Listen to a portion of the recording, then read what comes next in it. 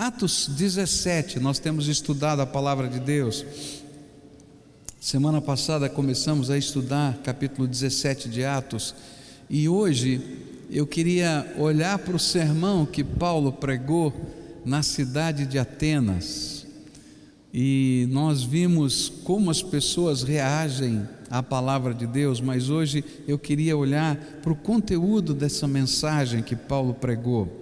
Atos 17, a partir do verso 22 até o verso 31, onde a palavra do Senhor nos diz assim: E então Paulo levantou-se na reunião do Areópago e disse: Atenienses, vejo que em todos os aspectos vocês são muito religiosos, pois andando pela cidade observei cuidadosamente seus objetos de culto e encontrei até um altar com esta inscrição: ao Deus desconhecido. Ora, o que vocês adoram, apesar de não conhecerem, eu lhes anuncio. O Deus que fez o mundo e tudo o que nele há é o Senhor dos céus e da terra, e não habita em santuários feitos por mãos humanas. Ele não é servido por mãos de homens, como se necessitasse de algo, porque Ele mesmo dá a todos a vida, o fôlego e as demais coisas. De um só fez Ele todos os povos, para que povoassem toda a terra, tendo determinado os tempos anteriormente estabelecidos e os lugares exatos em que deveriam habitar. Deus fez isso para que os homens o buscassem e talvez, tateando, pudessem encontrá-lo, embora não esteja longe de cada um de nós. Pois nele vivemos, nos movemos e existimos. Como disseram alguns dos poetas de vocês, também somos descendência dele. Assim, visto que somos descendência de Deus, não devemos pensar que a divindade é semelhante a uma escultura de ouro, prata ou pedra, feito pela arte e imaginação do homem. No passado Deus não levou em conta essa ignorância, mas agora ordena que todos em todo lugar se arrependam, pois estabeleceu um dia em que há de julgar o mundo com justiça por meio do homem que designou, e deu provas disso a todos, ressuscitando dentre os mortos. Paulo entrou na cidade de Atenas e ele pôde contemplar o panteão de ídolos e de adoradores buscando orar a um Deus que não pode responder às orações. É interessante o sentimento que vem no coração da gente quando a gente caminha por um lugar assim. Há vários anos atrás, em 1992, eu pude visitar a Índia e eu fui visitar um templo hindu. E é muito interessante porque existem vários deuses que são adorados. Diz-se que existem mais em torno de 300 milhões de deuses na Índia, de ídolos diferentes, de imagens diferentes. E eu entrei num templo hindu para ver, para conhecer. E quando a gente entra num lugar desse, a gente vê vários símbolos de adoração e muita gente se curvando, fazendo orações, queimando incenso, muita gente levando oferendas. Algumas daqueles deuses que estavam ali naquele templo recebiam, fazia parte do culto, da adoração, oferendas de alimentos, né?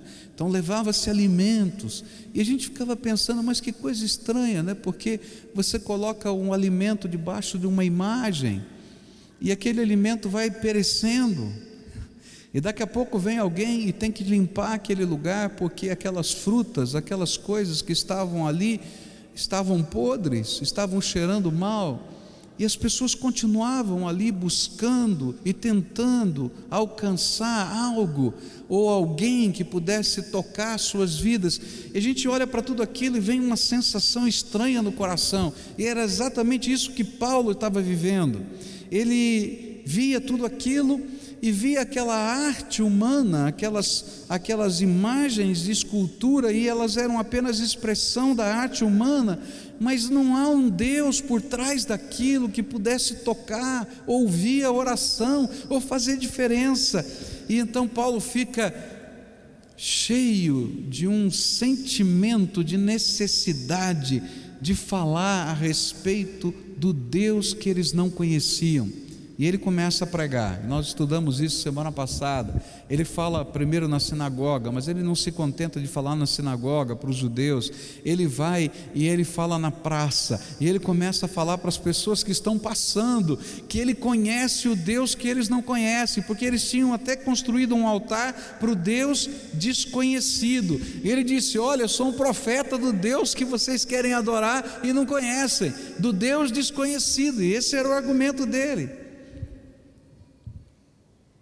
E no meio desse contexto todo, ele queria mostrar aos atenienses quem é o único e verdadeiro Deus, quais são as características da sua natureza e da sua personalidade.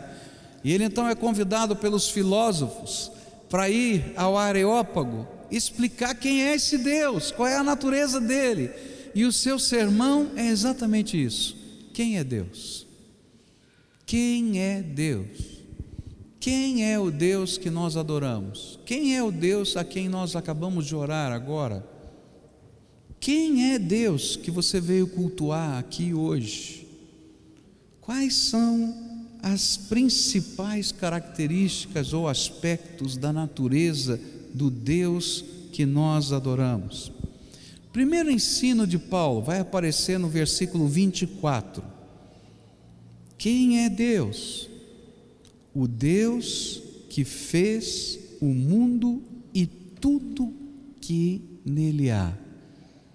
Quem é Deus? Primeiro ensino de Paulo: Deus é o Criador de todas as coisas. Essa foi a primeira afirmação de Paulo a respeito de Deus no Areópago de Atenas. E foi uma afirmação extremamente corajosa. Sabe por quê? Porque quem havia convidado Paulo para ir lá falar no Areópago eram dois ramos da filosofia grega daquela época. Um deles eram os epicureus, e os epicureus acreditavam que a matéria era eterna e, portanto, não teve nenhum criador.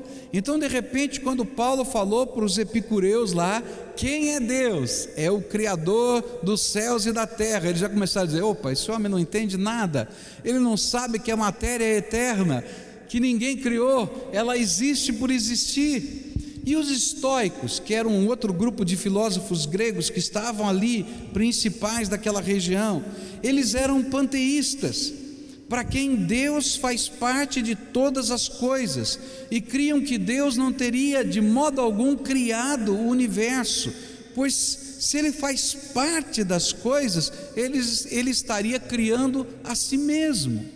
E então, quando ele fez a primeira afirmação, ele bateu de frente com o pensamento daquela época: quem é Deus? O Criador dos céus e da terra. Ah, esse homem é doido, o que é isso? Agora, apesar de ser uma abordagem contraditória à filosofia, ao pensamento daquele tempo, ela precisava ser anunciada. Sabe por quê? Porque sempre que a lógica da existência de um Criador é eliminada do pensamento humano, há uma tendência tremenda de um afastamento da busca do único Deus vivo e verdadeiro. Se você não é capaz de crer que Deus é Criador, que você é obra das suas mãos, você vai encontrar uma série de desculpas dentro da sua mente para seguir a tua vida e não buscar o seu Criador. E é interessante que em todas as épocas a gente vai encontrar correntes de pensamento humano dizendo: Deus não é o Criador. E sabe o que acontece? É que hoje, nos dias de hoje, a verdade de que Deus é o Criador de todas as coisas é tremendamente impopular, especialmente no meio acadêmico. Porque a semelhança do que aconteceu com o pensamento grego antigo, hoje, o pensamento prevalecente é de que a origem de todas as coisas tem como base a evolução, que é defendida ardorosamente como um fato científico, ainda que seja uma teoria. E ainda que a teoria da evolução não tenha sido estabelecida como verdade científica. Por quê?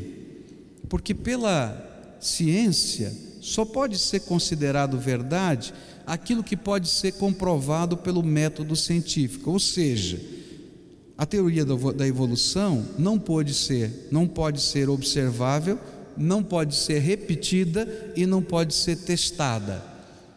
Então, pelo método científico, ela é só uma teoria, não é uma ciência. Mas ela tem sido propagada como a única verdade plausível das nossas origens. Mas eu creio que Deus é o Criador de todas as coisas. E sabe, tem muitos cientistas nos dias de hoje que creem a mesma coisa. Alguns cientistas que se valem da primeira e da segunda lei da termodinâmica para demonstrar que a evolução é impossível em termos teóricos, pois a primeira e a segunda lei da termodinâmica determina que a tendência natural das coisas é que elas caminhem do mais ordenado estado para o menos ordenado estado, ou seja, do mais complexo para o menos complexo. Mas a teoria da evolução tem como princípio o oposto do que a lei da termodinâmica tem dito. Diz que a gente saiu do menos ordenado para o mais ordenado. Uma segunda grande objeção à teoria da evolução é a falta de evidência de fósseis, pois seria necessário que houvesse inumeráveis espécies transicionais, o que não tem sido encontrado, a ponto de os próprios defensores da teoria comentarem o assunto e dizerem: olha, ainda que essa seja uma teoria plausível, nós não encontramos fósseis que provem que isso aconteceu. Um deles, por exemplo, publicado na revista de Paleontologia e de Teoria Evolucionária, diz o seguinte: apesar da promessa brilhante que a paleontologia fornece como meio de ver a evolução, ela tem apresentado algumas desagradáveis dificuldades para os evolucionistas, a mais notória das quais é a presença de lacunas no registro fóssil. A evolução requer formas intermediárias entre as espécies e a paleontologia não pode fornecê-las, ou não pôde fornecê-las.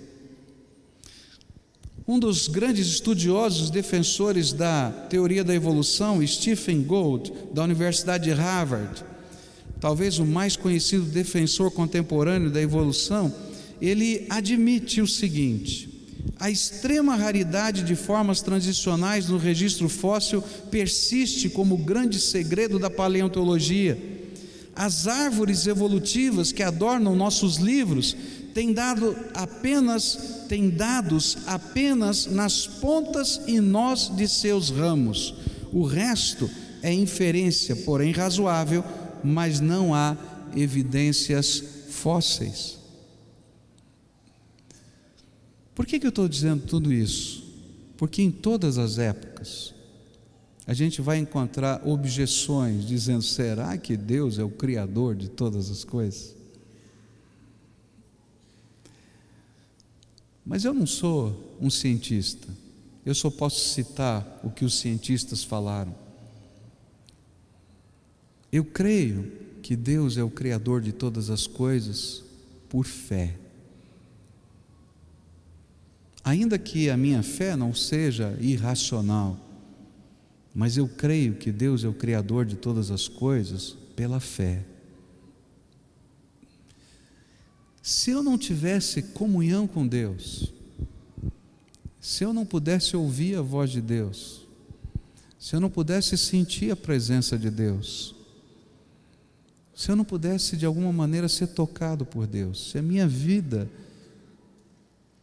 fosse tão distante de Deus a ponto de não poder perceber e ouvir a voz dele, sentir o seu toque, talvez eu não conseguisse crer que Deus é o Criador de todas as coisas.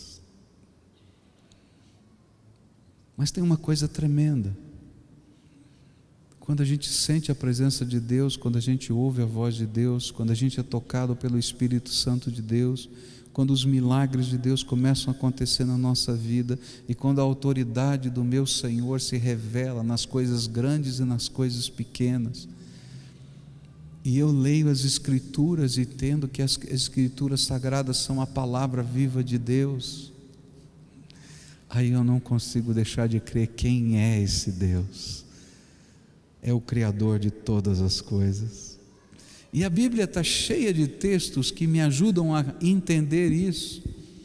Inspirados pelo Espírito Santo, Deus mesmo vai revelando para nós. A Bíblia não é um livro de ciência, é um livro de fé, mas ela é a revelação de Deus, é o próprio Deus falando com a gente, permitindo que na história pudessem ser registrados as revelações dele para nós. E aí a Bíblia diz assim, Gênesis 1: no princípio criou Deus os céus e a terra.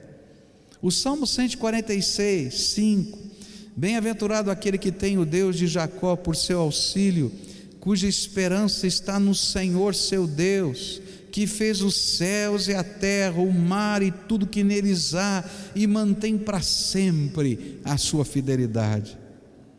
Isaías 40, verso 28: não sabes, não ouvistes que o eterno Deus, o Senhor, o Criador dos fins da terra, nem se cansa, nem se fatiga, não se pode esquadrinhar o seu entendimento.